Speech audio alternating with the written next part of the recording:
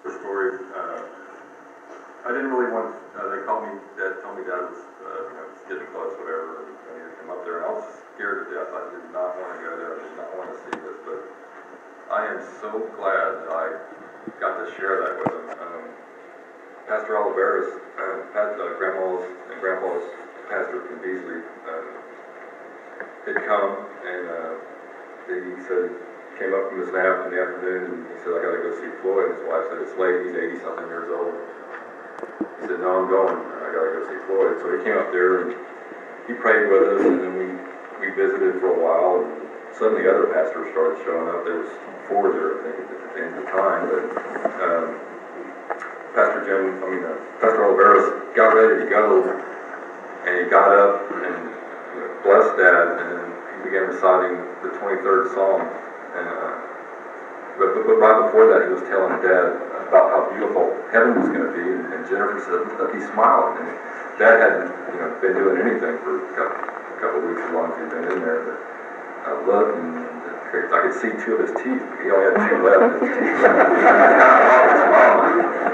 You're right, he's smiling. But then, as that was before the 23rd Psalm. But as we're reading the 23rd Psalm,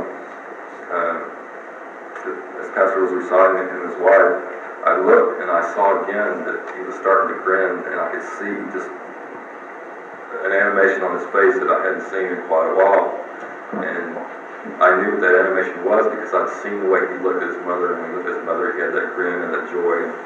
And this was that magnified.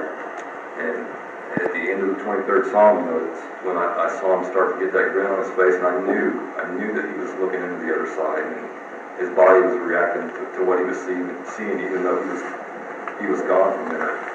And at the end of the 23rd Psalm, he breathed his last breath and took off. So now, Pastor Mac came. I went after Misty. She was kind of lost a little bit, and Pastor Mac came in there to console me, and I'm just sitting there saying, "This is the most beautiful thing I ever saw in my life." I'm so glad I was here because just to see that grin and that joy on his face, man, just looking into the other side. Every time I try to get sad, I can't do it because I see that grin, and I can't wait till that day when that grin comes on my face. And I'm looking in there with him, back with Grandma and Grandpa, and all the rest of the hosts of those who made us what we are.